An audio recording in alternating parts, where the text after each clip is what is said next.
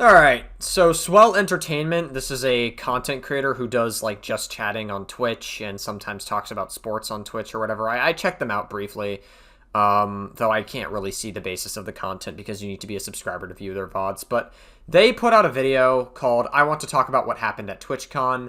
I'm curious about it. I think there may be some, like, interesting discussions. You know, TwitchCon has been the center of conversation for a lot of different things. I'm of the opinion that, like, after what's been happening at TwitchCon for the past several years, what happened to Emeru and how Twitch handled it overall, like, they lied about working with law enforcement and how they clearly have a disregard for women on their platform and they don't care about it. If you advocate for women in any meaningful way and you still stream on Twitch, that's a massive destruction of your credibility, and I don't think you should be taken seriously whatsoever. But yeah, I'm curious about this video. I guess we'll take a quick look at it. It's about maybe 38 minutes long, so yeah, let's watch. This is not a review of TwitchCon. That's it, that's my intro. Hi, I'm Amanda, you're watching Swell Entertainment, and today we are talking about safety and security at TwitchCon. This is not a TwitchCon review. I am not going to review TwitchCon as a whole. I just want to talk about what happened with another streamer, Emiru, my feelings on it, what happened, the response to it, and things like that, and the response to it from Twitch, and how everything unfolded, and how this is going to be my last TwitchCon for at least the foreseeable future, unless I see drastic changes. Yeah, that's fair enough. I mean, that's a very good, like, intro that sets the stage for this video. I mean, there's a lot of people that says that this is their last TwitchCon and that they're not going to be attending TwitchCon going forward because of security issues and just how, like, so utterly destructive it is. I feel like, I don't know, man, there have been, like, a few people I've seen that have said that TwitchCon is great, but I feel like if you thought TwitchCon was great this year, I feel like you just live in a bubble. That's just my take on it. You know, you can feel free to disagree with me on that. I'm sure there are genuinely people who thought it was great, but I feel like if you think it was great without addressing the whole sexual assault thing that's been going on or without any of that, then I think that's a bit of a red flag. So, let's talk about it. My goal also this video is to be as calm as possible. It's been 2 days now since I've been back from TwitchCon, and I purposely waited this long to film this so that I would calm down. I've been really anxious the entirety of TwitchCon, just as a baseline, which is crazy to me because I go to events alone for a job. Like, that's what I do. I have been around cult members. I have been camping in my car. So, I'm going to replay back 5 seconds, but her saying that she has felt unsafe at TwitchCon, that is not a feeling you should get from a convention center. I mean, I've said this in previous TwitchCon coverage, but who would have thought a fucking, you know, platform full of extremely parasocial, delusional people just, like, saying, hey, you know, you can come in person to meet your favorite streamer. Who would have thought that would have been a cesspool of some of the most degenerate shit to occur possible? And Twitch has done absolutely nothing to stop it. Dan Clancy was in the middle of partying, you know, which wouldn't be a problem if he actually did his job, but he can't. What I do. I have been around cult members. I have been camping in my car surrounded by alien people in the middle of the desert. Bigfoot hunting events where, like, everyone's carrying. Like, I've been to events where I am actively, on paper, in more danger than I am when I was at TwitchCon. And yet that state of anxiety never left me. Once that sets in, you kind of can't, it's very hard to get rid of that. That took away. Yeah, I mean, generally speaking, when you have anxiety, I've dealt with anxiety before. It didn't get nearly as bad until, like, 2022, I'd say, for reasons, we'll say. But, you know, I've gotten better at, like, dealing with my anxiety. You know, it's not perfect. Occasionally I'll get, like, bad anxiety here and there. But it's, like, I've gotten a lot stronger over the years, so I can manage, generally speaking. But it's just, like, very... I just think it really needs to be, like, brought to awareness that, like, TwitchCon is just not a safe event. You are not safe at TwitchCon. Twitch's whole PR shit about more security, more this, more that, you're not safe. You're not safe. It's bullshit. They said that they had police, but police were only outside the perimeter of TwitchCon. They were never inside the perimeter of TwitchCon, to my knowledge. And TwitchCon security is a fucking joke because they literally didn't do anything to stop Emeru's assaulter. And it happened within the first 3 hours of the event taking off.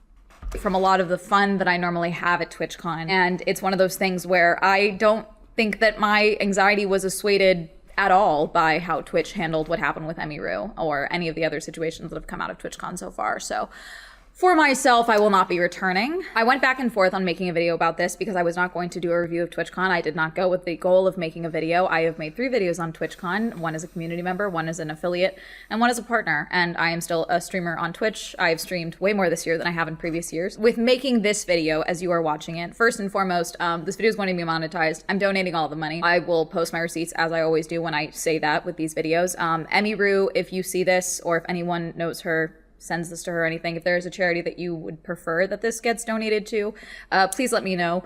Regardless, the money's getting donated, but if you have a preferred charity that you would like me to donate to, please. Why? I kind of don't really... I mean, this is nothing against this particular creator, because I don't really know her very well, so I can't say for certain.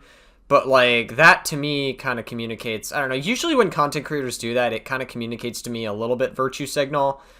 Like, I could be getting a totally wrong read on her, but, like, you know, I say fuck it, make money on your video. Like, you know, if you're talking about TwitchCon, if you're giving your opinion on it, fuck it, make money off of it. Monetize it, make money off of it, don't even donate it to it, make money off of it. Fuck it. Who cares? Like, I think you should be able to make money off of situations in general. Like, who cares? Please let me know. But regardless, 2 weeks, within a month, all the receipts and everything will be posted on community notes and on Twitter, showing that everything was donated, because I don't like making income from videos of this nature. They make me uncomfortable, but it's important, in my opinion, to make this video because so much of what I do as the event chick is talk about safety at events and security at events and things that I notice as someone who attends a fuckload of events in a year. The TwitchCon badges isn't even up there yet, you know? And so for myself... I don't think you should put it up there. TwitchCon 2025, you can just forget and be like, we don't talk about it. Well, we'll remember it for all the wrong reasons. We'll remember it because fucking Emiru and, like, tons of other people throughout, like, TwitchCon history have just been, like, gone through extreme sexual misconduct. Yeah. I felt this was important because a lot of people were like, are you making a video now? You know, like, throughout the week. So... here it is. Leading up to TwitchCon, a lot of streamers pulled out. A lot of big name streamers pulled out for various reasons. There was a lot of safety concerns. Some people had gotten active threats. A friend of mine that did go through with his meet and greet had gotten an active threat that he had raised to TwitchCon in particular, where he was straight up sent a DM saying that they were going to show up to his meet and greet and kill him. So... oh, that's fun. And did he let TwitchCon security know? And let me guess, TwitchCon security probably didn't care. oh, thankfully nothing happened with his meet and greet, but like there are safety concerns. And when you are a person on the internet, forget even just being a streamer, you have a higher risk of something bad happening, even if you have 50 followers. You know, there's just more people out in the world that know what your face looks like and know who you are and could have a problem with you all of a sudden. Okay. And yeah, it do be strange. I mean, I just keep my face away from the internet as much as I can now. I used to reveal it back in the day, and it's probably still out there. You probably can find it somewhere. It's not like completely hidden. But yeah, general anonymity on the internet, I would say, is probably good. If my face ever gets doxxed in the future, it is what it is. Like, what are you gonna do? It's best not to engage with that sort of thing if you can. You know, I know Papa Gut would disagree with me on that one. But, you know, I value anonymity a lot. You know, there are some crazy motherfuckers out in the world. But yeah, TwitchCon security, I guess luckily nothing ever happened to that guy who got the death threat at TwitchCon, but you never know, man. Like, the security there is just not as good as they claim it is. So it's something that safety for your average attendees needs to be higher because the average attendee is going to be someone that has some form of knowledge of the other people at the event. You know what I'm saying? Like, I think I just butchered, I think I just butchered how I explained that. But like, I talk about, you know, being I'm a YouTuber first and foremost. My following on Twitch is fairly minimal. But even speaking, when I started streaming on Twitch, I feel like you should just stream on YouTube. Personally, I think the money is just better on YouTube in general. Like, the monetary gain is better than Twitch ever is. Even Kick. Like, I know Kick is, like, a very degenerate platform, and I really don't support a lot of what Kick has done in the past. But, like, even Kick, I wouldn't blame somebody if they picked Kick over Twitch. Like, just solely for the money. Because, like, money-wise, Kick is actually, like, more lucrative. Even despite Kick allowing a lot more degenerate crap on their platform and it having its own slew of problems that I'm not a huge fan of. But if you want, like, the best, like, middle ground, like, a website that has some level of rules while also having good monetary gain, I would say YouTube is the best. YouTube is just, like, probably the most consistent. Twitch claims that they're gonna get rid of the 50-50 ad revenue sub split or whatever the fuck it was. I don't remember what it was. It's been so long. They said that they're gonna make it more better for content creators, but I don't know if I believe that. I was told by my friends that were streamers to be careful because I already have a subset of my audience here on YouTube. Yes, you. Unfortunately, a subset of my audience is already very weird with me and very not understanding of boundaries and thinks we are best friends or thinks they have a chance to date me and things like that. And they were concerned that when I... That's fucking crazy work. Bro, I haven't talked about this in any of my TwitchCon coverage, but, like, does this kind of tie into the male loneliness epidemic? And just to be clear, I'm not really trying to fuel the victim complex that a lot of men have. But, like, this could, like, fuel, like, the male loneliness epidemic where they feel like they can't get a girlfriend, so they, like, go on Twitch or they go on streamers and think just because they're, like, a tier 3 sub for, like, 3 years on, like, a streamer, they're suddenly, like, best friends with them, or that they, like, know them or whatever, or just because they read a few chat messages and are friendly with them, suddenly they're, like, friends with them or whatever. Like, that's not how it works. Right? Like, just because you're a fucking in a streamer's chat or whatever, that doesn't automatically make you friends with somebody, right? That's just not how it works. And another conversation to have, if we're going to talk about parasocial relationships, is yes, the most common example is, like, a parasocial fan being parasocial with their favorite content creator, but content creators could be parasocial with each other. That's a real thing, you know? Like, giant content creator, like, I remember when I streamed on Twitch, there were, like, some content creators that were parasocial for bigger ones, and they liked everything they had to say just because of the fact that they were a bigger content creator, and that if there was, like, any beef or, like, you know, any friction between the relationship, that would ruin their chances of becoming a bigger streamer. That's kind of parasocial. And also, but it could also just be from pure admiration as well, just because of the fact that they're a bigger content creator. That's also a thing, too. I started streaming because of the back and forth with the nature of talking with the camera, talking with stream, talking with chat, and that give and take that someone that is maybe primed for that parasocial dynamic or having that boundary be blurred of this person is talking with me, they love me, they want to be my best friend, that becomes very blurred via streaming. Okay. And so a lot of streamers, not even just women in particular, any streamer, a lot of them have at least one person in their audience or previously that has been in their audience that they are concerned about. It's just... I agree. I think I had a conversation with my brother about this the other day, actually. I might come across as a little bit, like, misogynistic here. I do think streaming for women is if you want to grow your platform, it's easier to grow your platform as a woman on Twitch. And I know that's going to sound very, like, gross of me to say. That's not to say men can't grow their platform equally as much or maybe a little more. But, like, women have an easier time growing their platform. Now, that comes with its own downsides. Because they're able to grow their platform so easily, they have a lot more weirdos in chat. They have a lot more guys trying to, like, hit on them in chat, or they have a lot of guys, like, making a bunch of weird sexual comments to them in chat or whatever. It's like, it comes with its own slew of problems. Not to say that it can't happen to men, but women are a bigger victim of it, for sure. So I think, like, when it comes to streaming as a male and a female on Twitch, there are, like, pros to cons to each. I don't know if I would say that either of them have, like, a worse experience than another. I don't really think it's that black and white. I think it's just, like, the fact that there's just, like, pros and cons to each. The nature of it. And even for myself, there was an incident that was someone that escalated very quickly leading into TwitchCon. And thankfully nothing happened. We were able to track this person and make sure they weren't buying a ticket to TwitchCon. That is something that can be done, thankfully. But, you know, it's something that, you know, once you just have to be on top of it. And so with yeah. You know, I saw a tweet that apparently a fist fight broke out outside of the TwitchCon venue.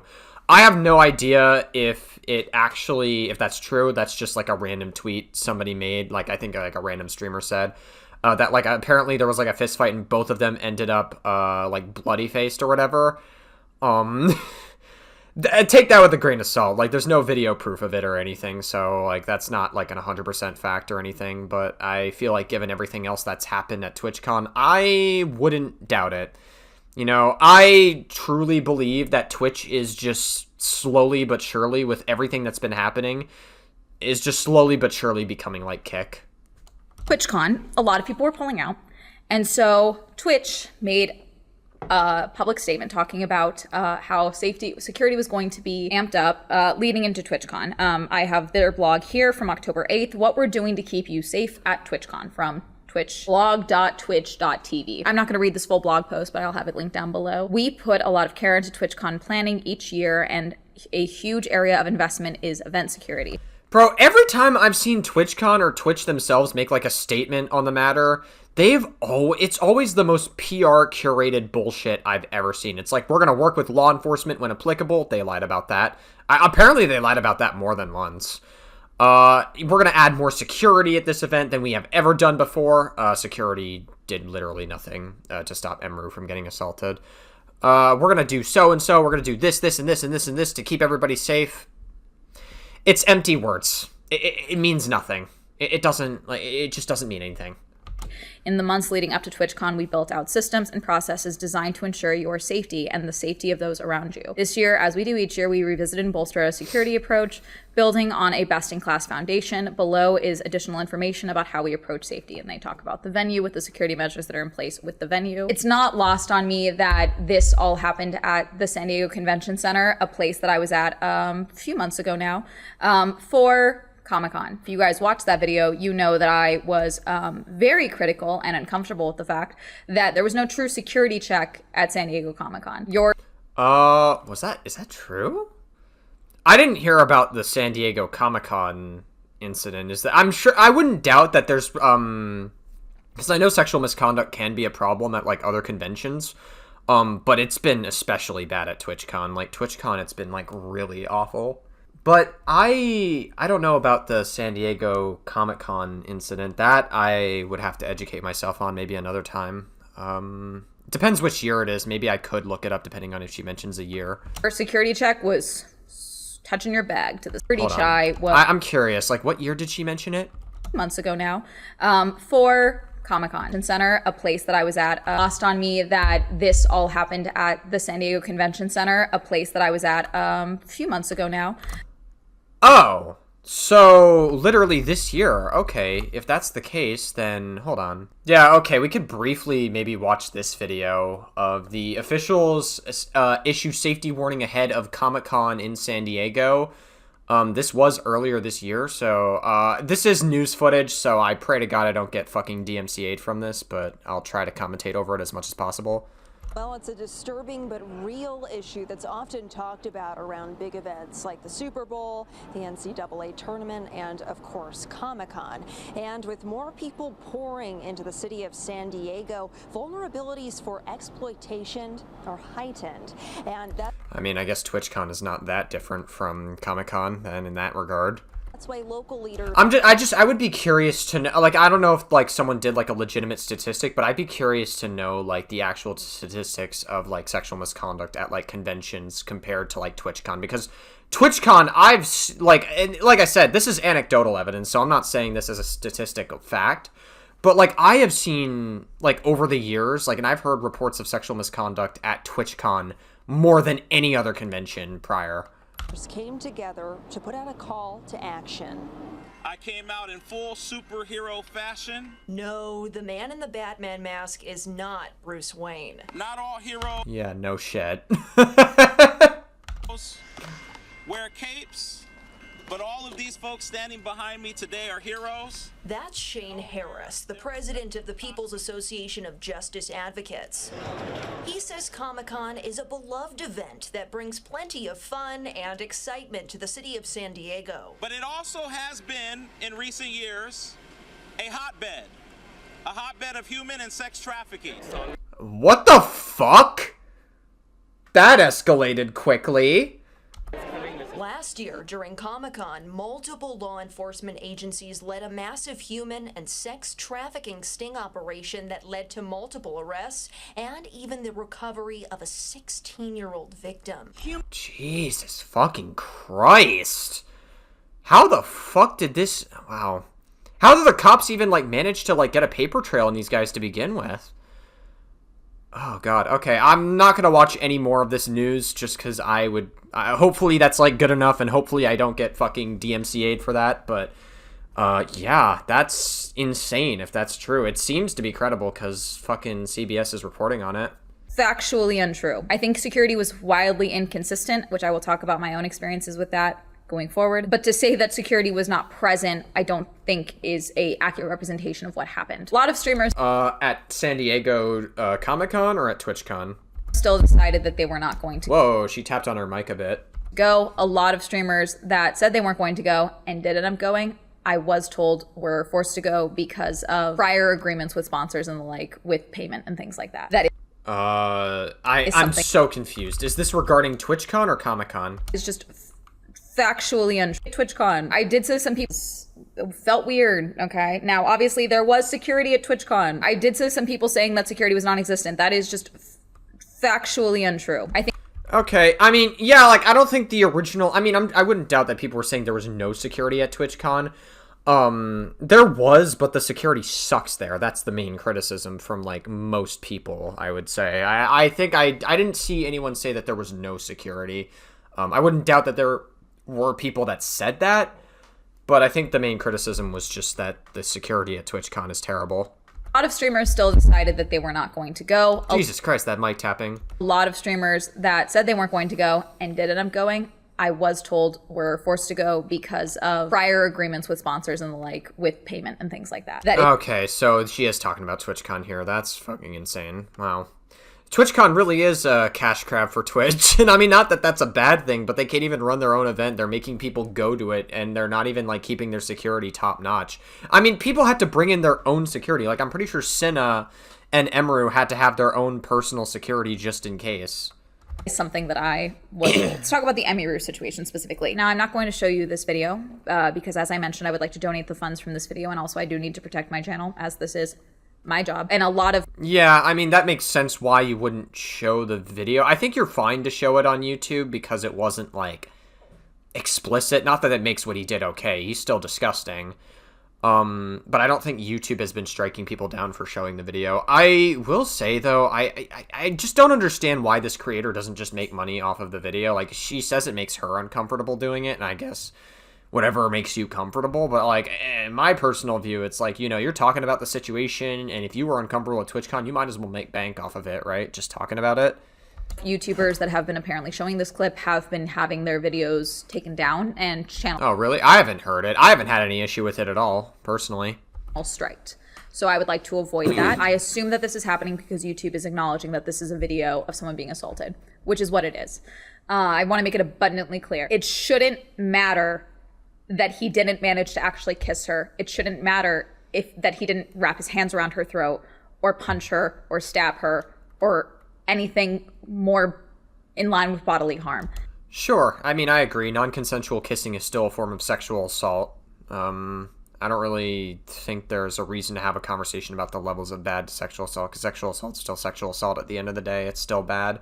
And this guy intentionally tried to non-consensually kiss her, and this is a grown-ass dude, seemingly. Like, he was able to attend the event, get in.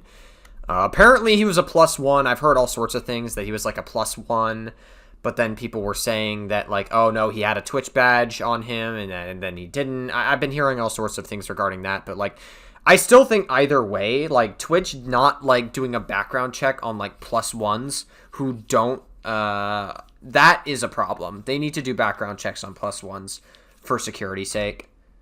It shouldn't get to that point for this to be taken seriously. The fact that he was able to cross multiple lines and get to her and be this close to her and get to the point of being able to physically touch her and crouch over her to try and kiss her is a failure of protocol.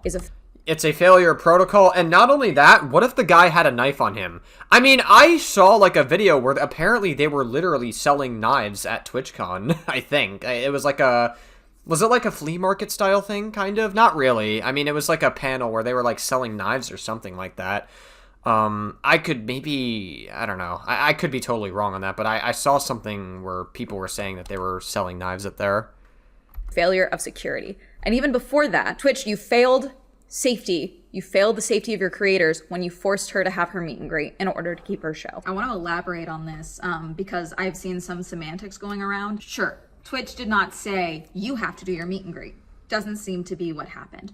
What Twitch did do, allegedly, say you can cancel your meet and greet, but then you're not going to get to do your show.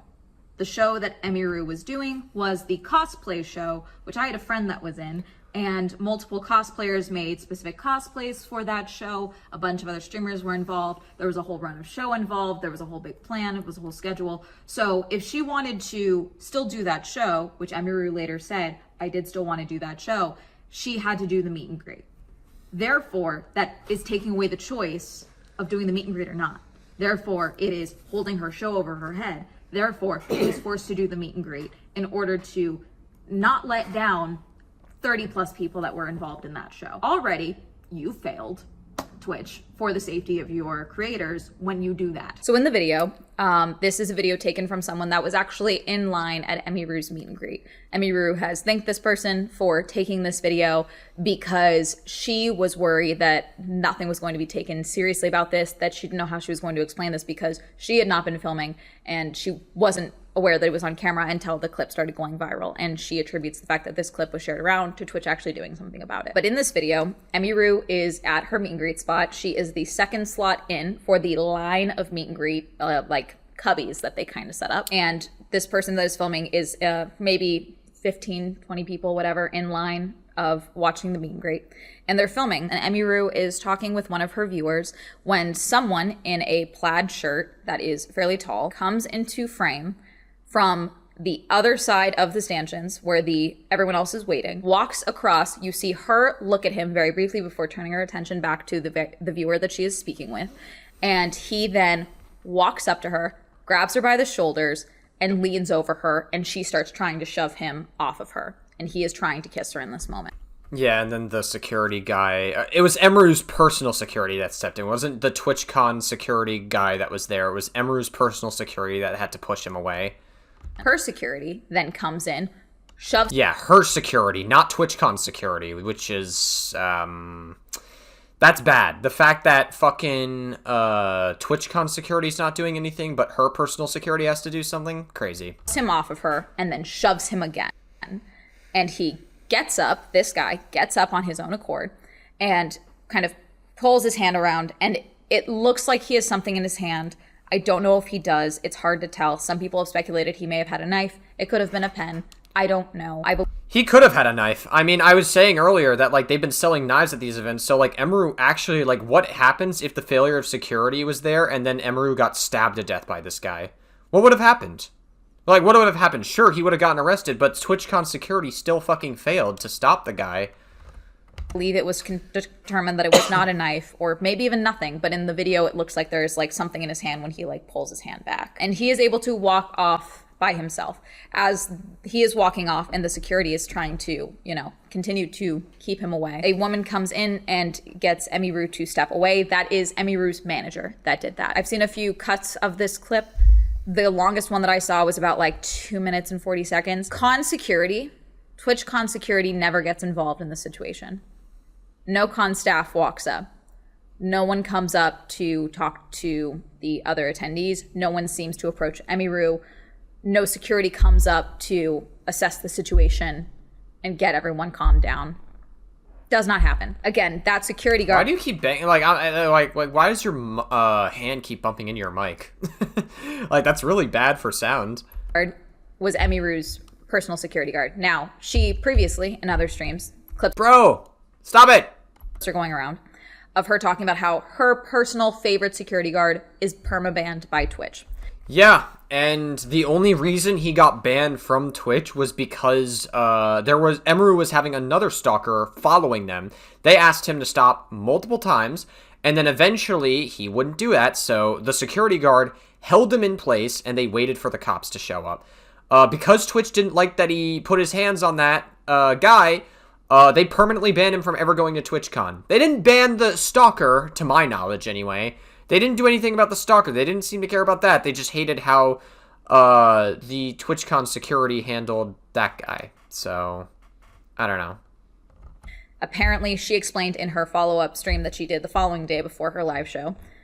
She said her favorite security guard is banned from Twitch because it was in Vegas, which means it was in 2020. Bro, you gotta move your mic location, girl. That's like really bad for my ears. I'm gonna lower my volume just so hopefully that like helps a little bit.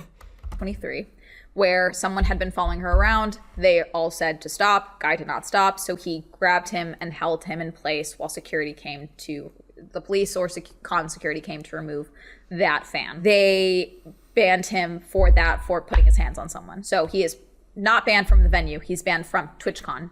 Yeah, all TwitchCons. All upcoming TwitchCons he is banned from because of the way he handled a situation. And I think any normal person, I think when everyone looked at that situation, I remember Jason the Ween like talked about, like, or heard about it, or heard Emeru talk about it, and Jason the Ween was like, that's fucking crazy. Specifically. Okay. Like, so many people like said that that's bullshit for the, like, just because they were dealing with a stalker situation and how he handled it. Okay, that's her preferred security guard. This security guard as well. I don't want to, I'm going to mention this, but I don't want to put too much on him because, again, he is the only one in this clip that acted to get this man off of Emiru. I don't think he should have let that guy get too close. That's close as he got. I think he should have acted sooner. But again, he's the only one that acted. So from a security perspective, I do think it was a delayed reaction for even letting this man approach. The guy... That's an interesting conversation. I mean, I think honestly, I don't necessarily blame her personal security as much because even though, yes, it was a delayed reaction, I think it's possible that he was like under the interpretation that TwitchCon security was going to do something. They did nothing. Because Twitch claimed, you know, our security is going to be top notch this year. It wasn't. It was a fucking joke. They claimed that they had police outside and everything, which they did, but that didn't stop anyone who wasn't supposed to get in from getting in. Like, I even heard stories of, like, people that were legitimately sneaking into TwitchCon. Okay, I guess, yeah. Is approaching very assuredly, if that makes sense, because even the fan that Emiru had been talking to takes a step back as the guy comes in, because if I'm also that fan, I also would assume, oh, he's coming to tell me to stand away from her. Like this is someone coming to ask me to step back. I'm too close to her. I'm stepping away. Or you think this is con security or someone with Emiru's team. You know, a lot of people are in plain clothes, you know, so it's not that surprising of why this fan that she was meeting at the time takes a step back. And it happens very quickly. The video that I saw, you cannot hear Emiru screaming. She said that she was yelling very loudly. You can't hear it. She's like, you can't hear it on the video. I was yelling. She's pushing him away. She says that he did not manage to kiss her, but he was puckered up and trying to get up in her face. You can see it in the video, I believe. Yeah, and I don't think Emeru would have a reason to lie or sensationalize about anything. I mean, she's been very credible about all of her information, like, that she has shared in the past. So I tend to believe Emeru because I've yet to see her lie. I don't actually think she's a liar at all. I believe the audio that you can hear of another voice is next door, I believe, is where they had all of the VTuber meet and greets happening. Oh, jeez, not fucking VTubers. I'm already sitting through some of the most terminally online drama. That's the Cinder situation.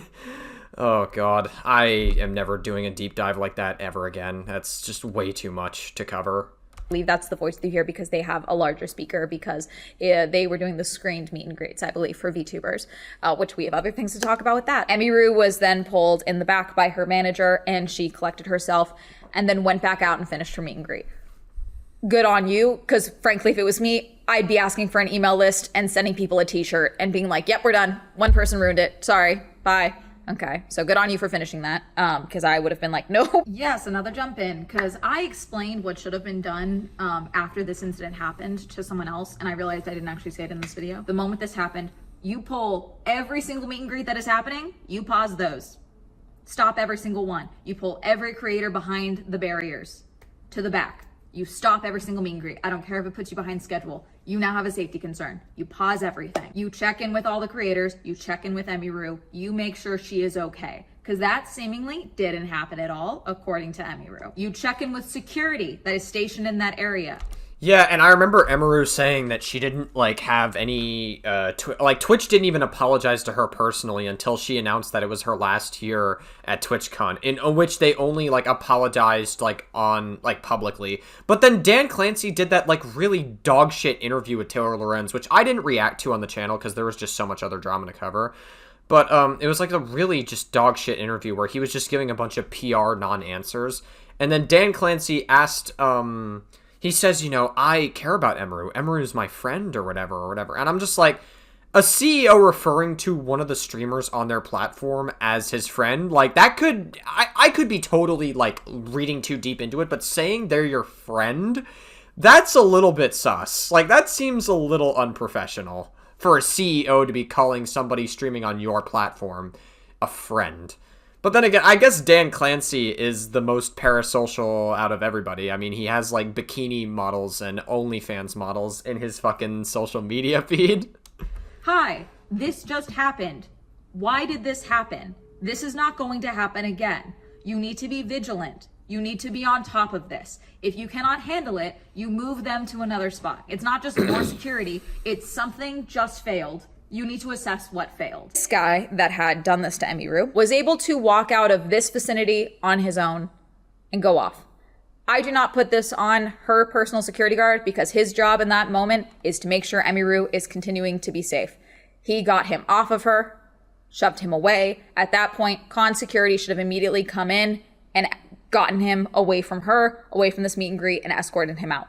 That is not what happened. Emiru's security guard in that moment needed to stay with Emiru. He was not going to make sure this guy got further away or escorted out of the thing because he needed to stay with his client. He needed to stay with his protectee. Instead, yeah, I mean, that makes sense. Like I said, I don't really blame him as much. Like, I can understand maybe there's a criticism, like a minor criticism you could give, saying, like, yeah, you should have made sure he didn't get to that point to begin with.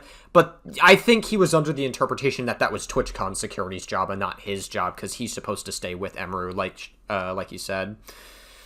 But again, TwitchCon security fucking sucks. there are multiple streams because everyone is streaming at TwitchCon. There are multiple views of this person. Yeah, IRL streaming is like another conversation people are having about at TwitchCon. Like, people are like, there were so many IRL streamers that were like public trolling. I know last year Kick streamers that were IRL streaming and public trolling at TwitchCon was a huge problem. I don't know if that was, like, ever addressed or anything. They claim that they're gonna do something to make sure Kick streamers don't get in again. That's a lie. You know, Neon got in. There were some other Kick streamers that got in, so that wound up not being fully true either. Yeah, I mean, listen, if I was a woman streaming on Twitch, I would be upset. Because, like, it's pretty fucking clear to me that Twitch doesn't care about women on their platform. It's pretty fucking clear to me.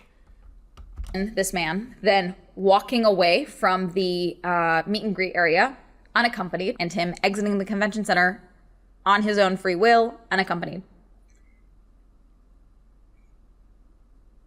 Twitch put out a statement about the incident at 1:28 a.m. Yeah, and it was a load of bullshit. On the 18th, which is the following Saturday. This all happened in the meet and greets at Friday evening. Put out a statement saying that the safety and security of all those attending TwitchCon is our highest priority. The behavior displayed by the individual involved in the incident yesterday involving a high-profile streamer was completely unacceptable and deeply upsetting. Is there a particular reason why you didn't feel the need to mention Emiru's name? What happened to Emiru was unacceptable. We can't do that. In line with existing Twitch... I think they did, in credit of Twitch. They, like, only apologized to Emiru after she said it was her last TwitchCon. They never apologized to her directly. They did it in, like, this public statement. I don't know. It's like, I could have sworn they did. Maybe they didn't. I don't know. Con security protocols, law enforcement, and event security were on site and responded to the incident. When? We immediately blocked this individual from returning to the TwitchCon premises, and they were banned indefinitely from Twitch, both online and in-person events. So, funny thing about that, I'm sure that Swell Entertainment's going to go into it, but funny thing about that is they were initially banned for 30 days. That's what they told Emiru initially, saying, yeah, this guy's going to get a 30-day ban, until Emiru fucking pressured them to indefinitely ban him off Twitch and from TwitchCon. So... That's great. You know, you can shock your dog live on Twitch. You can sexually assault people at TwitchCon, and Twitch wouldn't care until they get like pressured to do something about it. That's totally chill. Coordinate with the impacted creators team. Why not say her name? I don't get this. Per our standard protocols, continue to cooperate with any law enforcement investigations. Now, when they did this, this is again hours later, okay? This person was allowed to leave on their own. TwitchCon security did not remove this person. They were able to walk out on their own with their badge and with their wristband. Increased security at the meet and greet attendee check-in point, and will have additional security personnel surrounding participating streamers. If you're RSVP'd for a meet and greet, please note that they're unable to accommodate +1s for the remainder of the event. I don't understand why you accommodated +1s at the jump, but also this doesn't help things. That's not what happened. And then they talk about the zero tolerance policy, which is so funny because of some of the people you guys gave meet and greets to. This is not the issue. The check-in spot in the meet and greet area is not the issue. What happened was, seemingly, here's footage that I took. I took this footage. This is footage of the meet and greet area from to the right outside of the barriers. Was she right up here? Oh, there's Ariel. No, there was someone off to the side, she said. She was not the first one in. Yeah.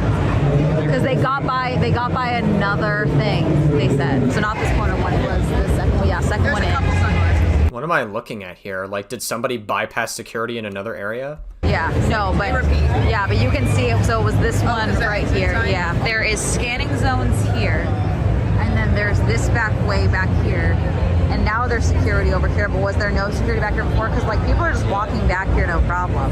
So could they have jumped under the line, passed through one side, and then gone around? Just make like you're going to the bathroom, then come back, and then just. Yeah. As you can see, there is one wristband check-in point at the front. There was another one further down, and I think there was a third one closer to the Twitch Rivals station, the Twitch Rivals arena entrance off to the side. Do you see the glaring hole here where the wall for the blocked off area of the meet and greets is not completely blocked off from the attendee zone? Do you see why it's not a wall and it's stanchions? Now, as you see in this video, this was taken Sunday, so they do have multiple other security there. As I said, there is the VTuber meet and greet, the first one, and the second one in is where Emmy Rue was. What I assume happened is this person came around from where I'm standing, went around behind those stanchions, crossed over in front of the VTuber meet and greet, and just walked right up to Emmy Rue's meet and greet. Now, every line has at least one like line handler to help with. I don't know if these are specifically security, but there is at least some form of con staff that is there maintaining the flow of the line. So at least 2 people that were like the con people that would have been passed because the VTuber line, Emmy Rue's line, okay? Probably more security on the back end on that side. I don't know if anyone was standing again, a whole nother person's meet and greet, okay? And then Emmy Rue's meet and greet. So, with that context in mind, I'm gonna mute the video this time. I would like to just, like, actually see the security this time. So, okay, so this was, like, a VTuber meetup. These are not security. This is just a woman, I guess, who's, like, doing a check-in for the accessibility queue or whatever. Accessible queue. Is there any security? Like, I think there's some to the left-hand side. She was pointing. Is there any footage previously that no. Okay, yeah, I mean, there's cops here. Seemingly, there's cops here. There's one cop there. But that's it. There's, like, no... It just doesn't really feel like security is being applied there. Wow, that is really fucked up. Holy shit. Other security there. As I said, there is the VTuber meet and greet, the first one, and the second one in is where Emmy Rue was. What I assume happened is this person came around from where I'm standing, went around behind those stanchions, crossed over in front of the VTuber meet and greet, and just walked right up to Emmy Rue's meet and greet. Now, every line has... I mean, it's possible. It looked like he came from, like, one of the barriers, and they just didn't give a shit. So, I don't know what the fuck that was. At least one like line handler to help with. I don't know if these are specifically security, but there is at least some form of con staff that is there maintaining the flow of the line. So at least 2 people that were like the con people that would have been passed because the VTuber line, Emmy Rue's line, okay? Probably more security on the back end on that side. I don't know if anyone was standing again, a whole nother person's meet and greet, okay? And then Emir's meet and greet. It didn't need to be someone's +1. They just walked through. That's what I'm assuming happened. Because I mean, I still think +1s is a problem because they don't background check the +1s that get into the event anyway. the way they approach from the angle, they're certainly not coming from Emiru's line. They're not coming from the other direction. They came from this open gap spot, which you guys still have as of Sunday. As I'm looking at it, there's a hole right here. There's a trash on that back side where someone is standing. And again, I'm a 5'2" woman who dresses like a librarian often. I'm not that, 6 foot plus big dude. Would you have stopped me if I had just walked with confidence? Because there was a few times where simply having a purple wristband for partner got me into a few spots when they definitely shouldn't have. That whole yeah, that could still technically be a security violation. Like, it doesn't matter if they're a Twitch partner on the platform. You know, there have been Twitch partners who have been guilty of sexual misconduct in the past. So, it's like, I don't know, it's like the TwitchCon security is just, like, so fucking lax. It's like they claim to care, but they don't. And I'm pretty sure one of the security, like, according to Emru's testimony, joked about being like, I didn't see anything. I didn't see nothing. meet and greet area should have been completely enclosed in that block off zone, with only the access points being between the meet and greet zones, which is where talent comes in and out. First and foremost, okay? Security also gotta be in on it. Gotta be locked in. As I mentioned, my issue with security was often the inconsistencies.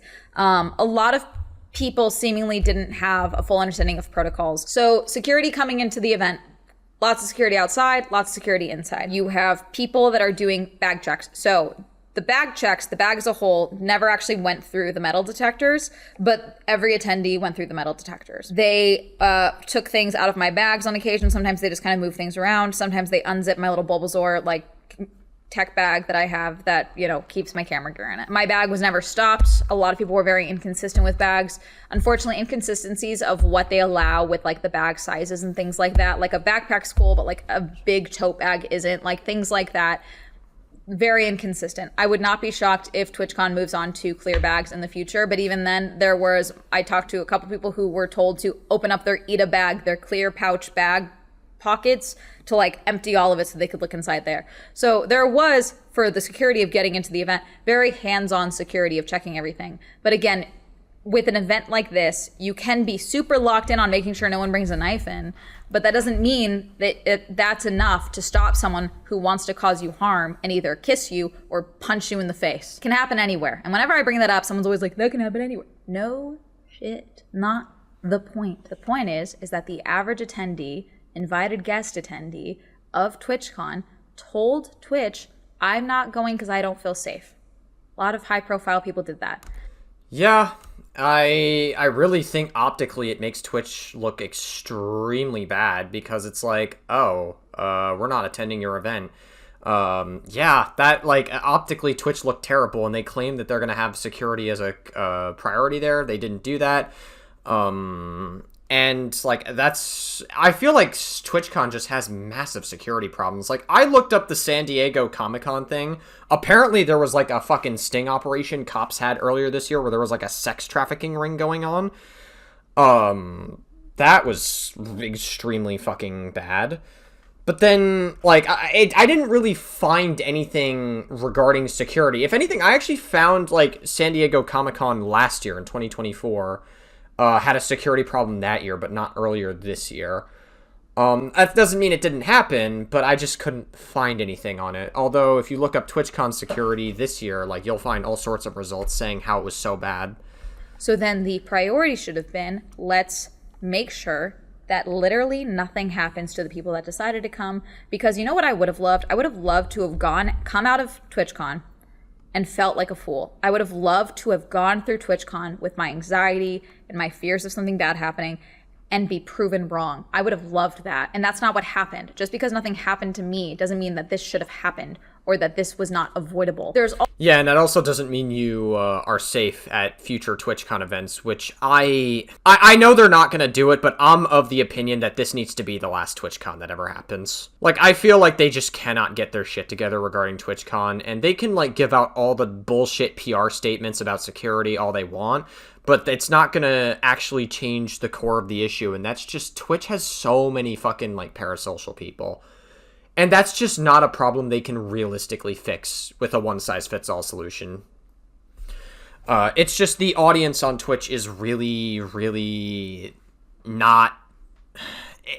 They're extremely antisocial and parasocial. I know I'm using a lot of buzzwords here, but that's just like the majority of the Twitch audience, and that's just the reality. That's not to say that everybody there is bad. There are some good people there, but it's just like, it's like you can't maintain your own website. How do you think you're going to maintain an entire event? Like, how do you even manage an event where tons of people who are so fucking, who think that they have developed this relationship with their favorite content creator, how are you going to be able to manage those that happen at your venue? You can't. And that's why I think that even though they're not going to stop TwitchCon because it makes them too much money, I feel like this year it should be the last TwitchCon that happens. Also, the ongoing issue of the culture of Twitch, unfortunately, that has been brought up a lot. There was a lot of instances of misogyny, objectification, IRL streamers just being pricks to women and things like that in TwitchCon. Okay. Yeah, that was happening last year, and I think that was also happening I don't know if it was happening the year before. It might have. But yeah, last year, like, kick streamers were a huge problem, that they were sexually harassing women and stuff. There's a lot of discussion on TwitchCon for allowing streaming and things like that. You guys have often asked me about IRL streaming because I review events. I've been very clear from the jump. I have zero desire to be an IRL streamer. One, it would take away from the reviews. Two, I publicly travel alone. I never post in real time. The concept of you knowing exactly where I am at any given moment, don't like it. So that's my take for why I don't IRL stream. There are IRL streams that I do like, but there are also IRL streams that are just clip farming and dickheads. And a good chunk of them were at TwitchCon. Yeah. And Neon was there. You want to know what was so, like, fucking hilarious? TwitchCon security was so hilariously bad that Neon was able to impersonate a VTuber at a meet and greet and pretend to be that fucking streamer at the meet and greet. That's how fucking hilariously bad TwitchCon security was. Yeah. A lot of them were being misogynistic and pricks and rating women and being shitty to women attendees. And so I will be shocked which women go to TwitchCon going forward. Because when these instances do happen, you also have the issue of, okay, is Twitch going to take your instance seriously? So the following morning, Emiru made a statement. Hello, everyone. I'm okay. Thank you all for the kind messages. Sorry, I cannot respond to them all. Yesterday, the man who assaulted me was allowed to cross multiple barriers at TwitchCon and even in front of another creator's meet and greet to grab me and my face and try to kiss me. Fortunately, he wasn't able to, but a lot of people have pointed out it could have been a lot worse. Yeah, he could have had a knife on him, or he could have had, like, a pistol on him. Like, he could have had anything that could have seriously hurt Emiru badly, and, like, any number of things could have happened to her. And TwitchCon, like, regardless of what way you spin it, TwitchCon security failed. Absolutely. Obviously shaken up by what happened, and it's not the first time I've dealt with something like this, but to tell you honestly, I am a lot more hurt and upset at how Twitch handled it during and after the fact. Like I said, I don't understand how he was allowed to make it to me in the first place. The security in the clip who reacts is my own security. It's true my favorite and usual security guard was banned for holding a stalker's arm to bring him to the police at a past TwitchCon. However, there were at least 3 or 4 other TwitchCon security staff in the area who did not react and let the guy walk away. As you can see in the clip, since they don't even appear in the frame, LOL.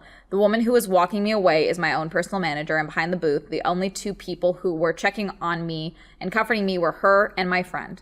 None of the TwitchCon staff came to ask what happened or if I was okay. My friend who was present told me Twitch security were also behind the booth afterwards, joking about how they didn't even see what happened and immediately laughing and moving on to talking about something else. Yeah, that's how fucking terrible TwitchCon security was. So if no one was checking if I was okay or if I needed anything and they let the guy run away initially, I have no idea what anyone hired to keep the event safe was doing, LOL. In Twitch's statement, they said that the guy was immediately caught and detained. I'm sorry, but that is a blatant lie. He was allowed to walk away from my meet and greet, and I didn't hear he was caught until hours after he attacked me. And it felt like this only happened because of my manager pressing it, not because TwitchCon staff present thought it was a big deal. I have a lot more I want to say, but I will say it on stream later today instead of writing a book on here. Thank you guys again. Sorry you to see that.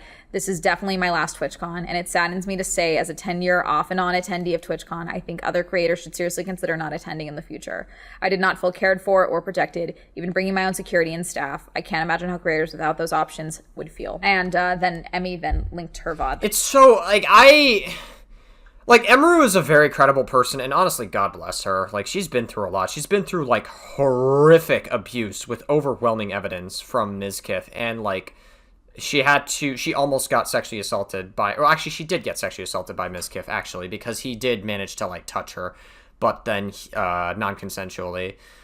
And, like, even though, like, anyway, I have whole videos on that, but, like, I feel like when I see people say that this year's TwitchCon was good, like, unless you haven't been aware, which I don't see why you wouldn't be aware of what happened to Emiru, I just feel like people that said this year's TwitchCon was good have to have lived in a bubble or something. Like, they are just not keen on what the reality is around them. They are in a bubble and they think they understand how the world works, but they don't, because they're in a bubble and they're in an echo chamber and they don't understand, like, anything that happens around them or in the real world whatsoever. And so I really just, like, fail to understand, like, and a lot of those people are the same kind of people that virtue signal about so many different things. I didn't see those people talk about the Emiru situation. I'm specifically talking about the Dead by Daylight community, by the way. I'm specifically talking about them. You know, they're very quick to virtue signal and punch down on people, but they don't seem to care about Emiru's sexual assault. They haven't said a word about it, not the ones that I've seen. And again, that could be anecdotal. Maybe someone there did speak up about it, and I'll eat my words if that's true. But from what I saw, I was curious to see what some of them had to say about it. Some of the usual people that are outspoken about these issues, nothing. Nothing. They said literally nothing. Yeah, I don't know. That she did before her cosplay show that she did, answering more questions, explaining that originally they were going to give a 30-day ban on Twitch to the dude who did it. That has now been changed to a permaban after only because they fucking got pressure from Emiru's manager. Her manager was forcing it.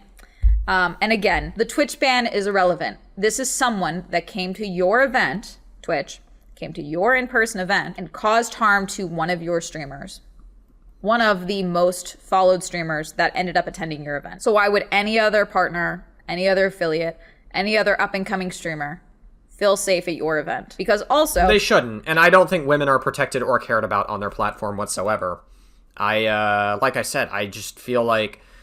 I hope that Emiru... I know Emiru's not going to do this, but I prayed that, like, Emiru, like, maybe streams exclusively on YouTube, because, like...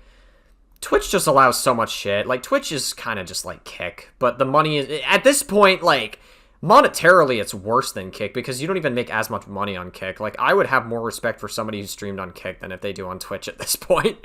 Not to say that Kick is any good at all. I mean, there was the whole situation on Kick where in 2024 there was a huge problem with, like, predators that were, like, recording girls non-consensually on Omegle and sharing revenge porn and creating it.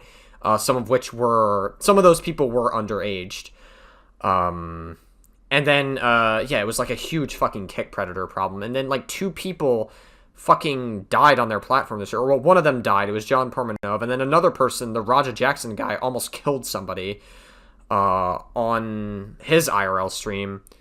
And, like, Kick can't get its shit together. But I also think Twitch is bad because they allow some similar stuff, not on their platform necessarily, but they allow it to happen in their in-person events, and they just seem to not care about that. It's more of an optics play than anything. There is a clip.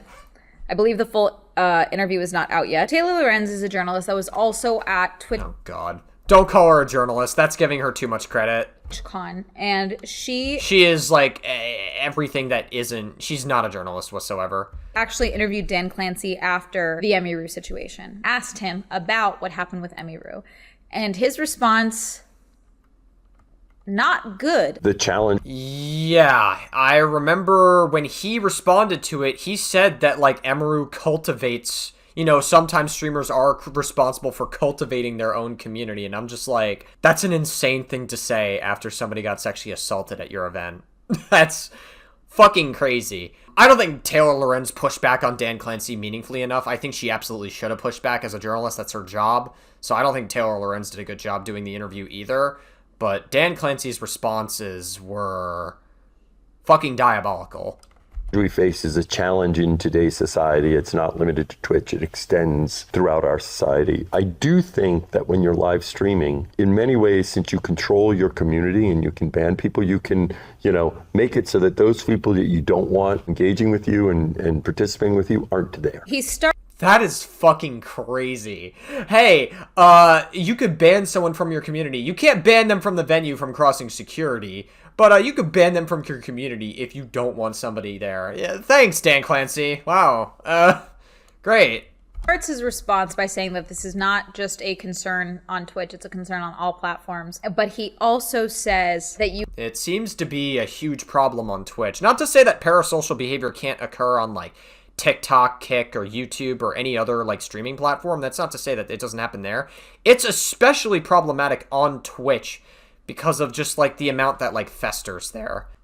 It's supposed to be a platform that does care about women creators there, but they don't.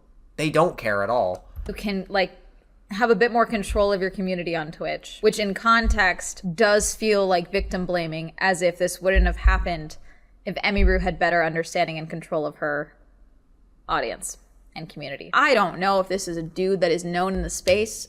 No one that I've seen seems to be able to identify this dude. I think if we knew a name, we can see if there was actual, anything happened, if there was a charge filed or anything like that. Or I mean, I've heard rumors that he didn't even have a fucking tag on him or a name thing on him whatsoever. That's what I've heard, but I also heard he was a +1, so he didn't need one. They also didn't background check him. Just a whole bunch of shit, dude. Report made by Twitch. I think that's a very easy thing to back up. But the fact that I don't think this was a community issue within Emiru's community. I think this could be a community issue within Twitch. The culture of Twitch. That combined with all the other misogynistic bullshit that happened this weekend to other streamers. This is a community issue. This is a culture issue within Twitch. On top of the fact that men sometimes suck. Now, what happened yesterday obviously was something that we care deeply about, securing this environment. We're looking very closely at everything that happened there, and I care deeply about Emmy. She's a friend of mine, and so I want to see how we can support her. He then also closes out this interview bit with Taylor mentioning that he is friends with Emiru, which feels weird. Dude, I said the same thing. I got such weird vibes when he said that. A weird thing to point out. Would you have cared less if you weren't friends with her?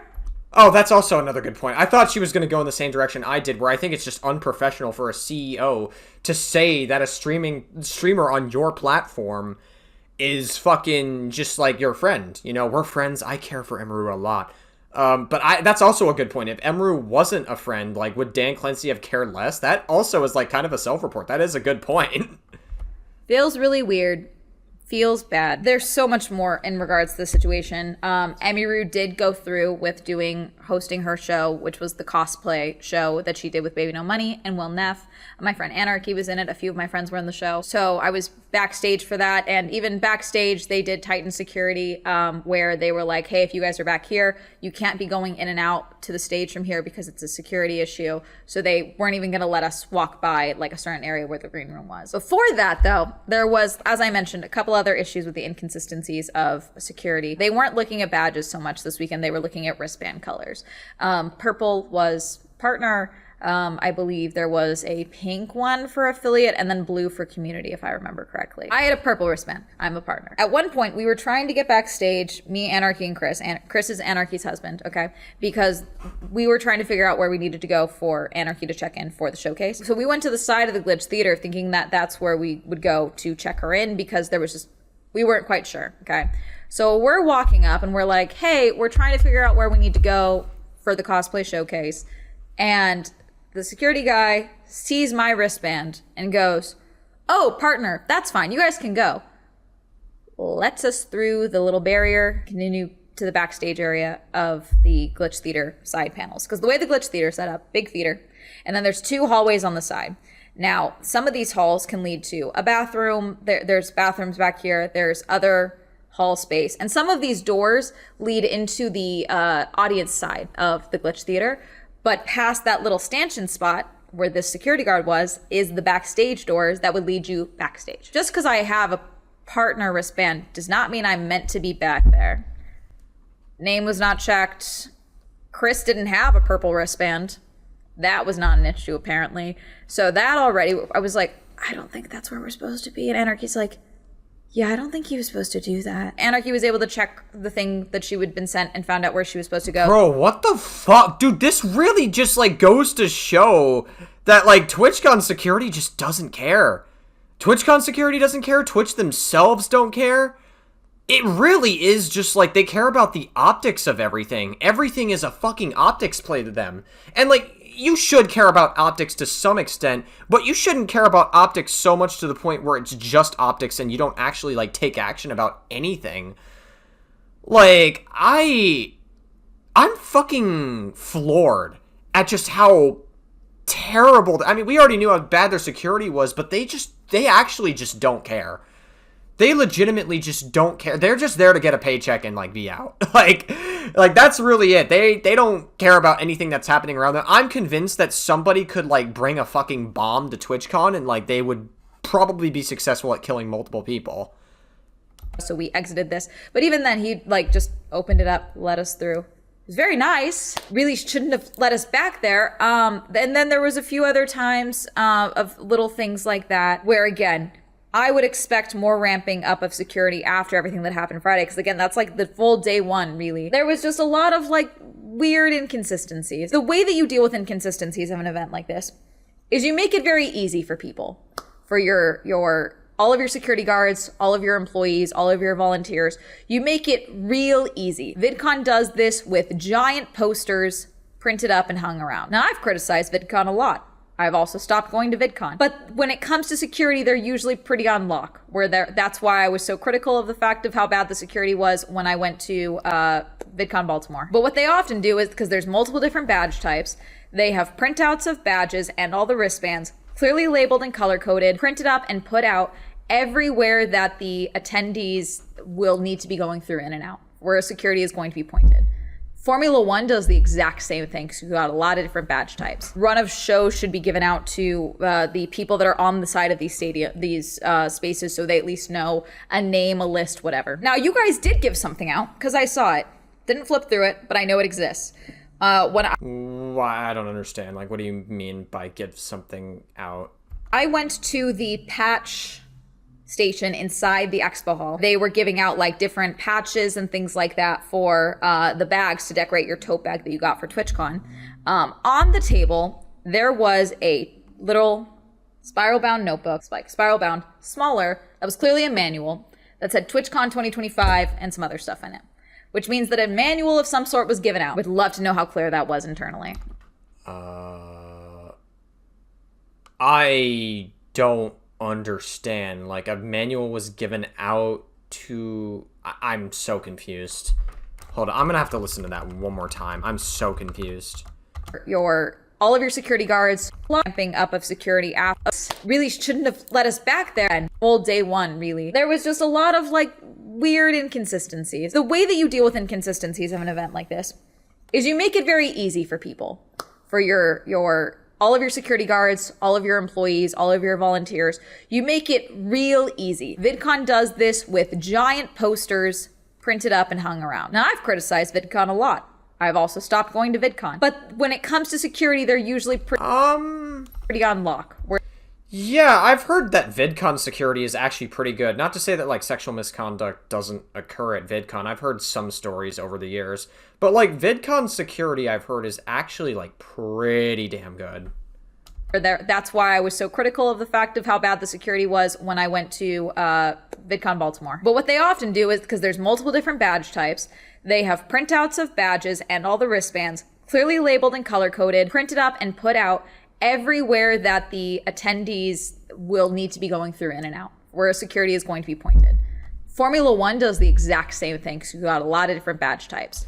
Okay, yeah, sure. I mean, I don't see why. Okay, but you like mentioned earlier that like there was a manual that was like given out, but I don't see why that in particular is an issue. I'm a little bit confused on that. Maybe I'm like misinterpreting it, or maybe I'm not understanding it. I'm a little confused on that. Didn't flip through it, but I know it exists. When I went to the patch station inside the expo hall, they were giving out like different patches and things like that for the bags to decorate your tote bag that you got for TwitchCon. So this is me like trying to understand what she's saying. Is what she's saying the fact that the different color codes for TwitchCon, the fact that the manual exists, means that like TwitchCon is not like some of the color codes is not like simple to understand for some of the security or other people? Is that what the criticism is here? Because I didn't pick up on that the first time. If that's what the criticism is, I guess, maybe, make it easier for your security to understand that. But I feel like as a security guard, you should be, like, top-notch in understanding that, like, right from the get-go. Maybe Twitch didn't make it easy for them to understand, but I feel like that's giving them a little too much credit. I feel like they just didn't care. On the table, there was a little spiral-bound notebook, like spiral-bound, smaller, that was clearly a manual that said TwitchCon 2025 and some other stuff in it, which means that a manual of some sort was given out. Would love to know how clear that was internally. Would love to know how detailed that was. I only saw that one time. And that was on that table for that one spot. So I don't know if that was just handed to them and they just hadn't put it away yet. I think a manual, in theory, yes, great. I also think training is important, you know, because I think in this instance, a lot of the culture of Twitch is very, again, as Dan Clancy even says, not specific to Twitch. It's a culture of the internet thing. To an extent, I believe that Twitch has its own separate parasocial problems. I would say it's probably the platform that is the most egregious when it comes to parasocial behavior. And some of the culture, a lot of it is within a bubble. Yeah, it's not just limited to Twitch, it's like other social media platforms, but like Twitch, I can't describe it. Like Twitch in particular has like a unique problem. I can't really lay my finger on it, but it definitely, some of the problems are exclusive to Twitch. Okay. It's a culture of YouTube and being online. But I feel like they have some of the most parasocial people I've seen out of like YouTube or TikTok or other platforms. And again, I'm not saying it's exclusive to Twitch, but still. Those are very clear things of you're going to be dealing with people who think they know these people and they will know a lot about these people. You need to be clear on who is allowed in and who is not in these areas. You just have to, for safety reasons. You need to be prepared for someone walking with purpose, putting on a high-vis vest and walking through and stealing the crown jewels. I'm not making a joke. I'm being dead serious. If I, 5'2", dressed like a librarian, walked in the way that dude had, do you think they would have stopped me? Or do you think they would have seen the purple wristband? Also in this area as well, because I mentioned that they passed by the VTubers setup. That whole VTuber setup, I believe, was put on by Iron Mouse. Unfortunately, I am hearing multiple reports of all the meet and greet gifts that were set aside from these meet and greets that fans brought for these VTubers. Those were thrown out, or if not thrown out, they were taken. Either way, the VTubers are not getting them. What are we doing? I also hold multiple instances of people in face masks having to pull them down. I'm so curious about this because there was also there was a lot of people Oh my god, ICE infiltrated Twitch. Oh no! in Call of Duty masks walking around. The amount of ghosts I saw. You guys stressed me out this weekend. I usually don't care. The only cosplay that ever stresses me out is a Springtrap, frankly. That's the only one. Why? Consistently. A Springtrap cosplay sets my teeth on edge. It makes me uncomfortable. Is it all the like rusted animatronic parts and like all the metal you can see? Is that why? Is it the teeth? As for Ghost cosplays, I guess, I don't know. I mean, like Ghost is meant to look intimidating in the Call of Duty campaigns, but he's pretty fucking cool. I like Ghost. Some of you were like tack vests and stuff, and I was just like, ugh. I did see someone who's like, face masks are harmful. Look what's happening with ICE, and I'm like, listen, we have to use nuance sometimes, guys. We have to. Yeah, well, Twitch communities don't know what nuance is. It's a big word for them. Someone not wanting to get COVID because they're immune compromised is not the same thing as someone hiding their identity so they can abduct people. True. Okay, sorry about that. My dad walked into the room. Ice was getting me. Nah, I'm just kidding. I'm too white for ice to catch me. That might be a little too edgy. Fuck. Damn it. Like, that's just not the same thing. Or even a VTuber hiding their identity for safety purposes. And apparently what it was is they had security cameras. Now, the security cameras, in theory, I get it, okay? But someone showing you their face and then hiding it, you're still seeing the same view if they're wearing a mask the entire time. And also, again, everyone's wristbands are linked to what they're supposed to have on them. So when your ID is checked when you get your badge, because they checked IDs, the wristband that you have is scanned. Did they? I heard that there was like a malfunction with the some of the IDs, and then like TwitchCon security let them through or whatever. I could be totally wrong on that, but I'm pretty sure that like some of the cases of ID check, like some people were able to sneak into TwitchCon this year. Are we pulling down masks to look into a camera? Unless the other tweet that Taylor Lorenz made, because some people were complaining about. Oh God, girl, my one criticism of this video. Never get your information from Taylor Lorenz. Taylor Lorenz has a huge history of just being super dishonest. You should not get your information from Taylor Lorenz. I'm just being real with you. The IRL streaming here, where someone was said, why is everyone allowed to stream? I thought we weren't allowed to stream here. I believe at some point there was no streaming allowed at TwitchCon because the whole point is like meeting people in person and things like that. Taylor quote tweeted this and said, allowing everyone to stream allows for mass surveillance. In the TwitchCon security center, they had every single person stream from the con, cycling through the huge grid with dozens of people watching and analyzing the streams. Hundreds of... So, just to be clear, I watched the video where... This is a tweet where I watched a video where Taylor Lorenz references this exact point that she's making. Her argument in that video that I watched, she pretty much makes the argument that just because people were IRL streaming, that equals more surveillance set up by TwitchCon, even though IRL streaming is done by the people attending TwitchCon, not by Twitch themselves. So, it's just like, it's language like that Taylor Lorenz is like super deceptive with for some reason. I don't know why she sweeps for Twitch so much. Streams were being monitored in real time. So that makes the face scanning make a little bit more sense in that particular, since everything's linked to the wristbands. You know what I'm saying? Also probably where they were able to determine that guy left on his own accord, if they were cycling through that, figuring out where the guy was that assaulted Emiru, knowing that he had left at that point. When he left, was that handed over to the police when you filed the report? Curious. So Emiru made another stream saying that Twitch originally was not going to give the name of the person to her and her team, and also apparently did not give it initially to San Diego PD.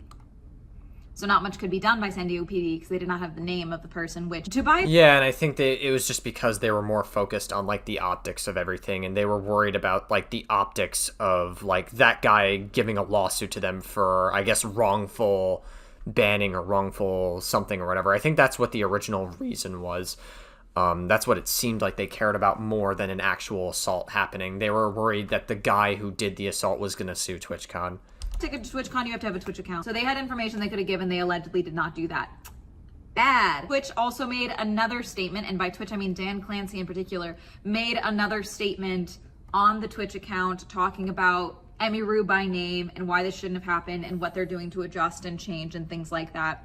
Oh, that's right. They did give two statements. I totally forgot about that. I guess that's the one you read earlier in the video. I just, like, all I remember was the fucking final response they gave on the Twitch Twitter account, which they kept getting community noted because they just straight up lied in their responses, saying that they didn't work with law enforcement. And I quote tweeted that. Huge yikes. And said, feels like a visit from the Twitch lawyers happened. I'm assuming a lawyer looked at everything that happened and told Twitch, you guys know, like, we could be involved in this if she sues and all that, right? You guys know that this looks bad. Yes, and that's where that statement came from. Wanted to give the update. I'll have that statement linked down below. So much more. I could keep going. But overall, I'm sorry this happened to Emiru. I'm sorry to any of the VTubers and any of the streamers that were either forced to expose their faces in front of their meet and greet lines or anything like that. I did hear a lot of good things about the Gamer Subs booth meet and greets, so I do want to make that note, where a lot of those creators said that they felt very safe in that booth. That doesn't matter. TwitchCon is still an inherently unsafe event. It doesn't matter how many people felt safe. Just because you may feel safe or think you're safe, you're not. Twitch very obviously doesn't care. I don't know if that has something to do as well with a lot of them were behind like the counter, and then there was a counter between them. I don't know if that helped at all, and pretty much every single one I see multiple security guards surrounding them and things like that. I did see the phrase security theater brought around, where it's like the illusion of safety. You can never be 100% safe. You could have a full team and something bad can still happen to you. But the point is that so much of security is prevention, or just even predictive prevention and things like that, and predicting what might happen. The most likely risk space in a convention like this, a very high risk space, especially for your high profile attendees, is going to be a meet and greet spot, because then people know exactly where your high profile attendees are at any moment. They know exactly where they're going to be, and that there's going to be a spot that they will be staying there for 2 hours. And so you have higher security locked in that area. Glad you guys updated security in certain spots, but the way this was... They did it the day after, and Taylor Lorenz was, like, trying to make it seem like, oh, but, like, you know, Twitch security was very high, but only the day after. Yeah, thanks. That's called a response. You know, Twitch did it in response to Emeru getting assaulted. The security should have been up before that. Handled internally. Forget even just the upping of security. What I'm hearing about security making a joke about this, or the way that this was handled, the fact that Emeru's manager had to argue to have this person permanently banned from Twitch and TwitchCon, is insane. Not checking in with your other streamers that are going to be doing meet and greets the rest of the weekend. Every single other meet and greet that was going on, you should have done a check-in with every single person that was doing a meet and greet the rest of the weekend. Every single person. And it doesn't sound like that happened. So that's going to be it. I don't even want to do my sign off. So anyways, I'm going to thank my members. And yes, I stream on Twitch. Everything linked down below. That's going to be it. Okay, bye. That's it. Bye. All right. Well, can't say I blame her for not attending TwitchCon anymore.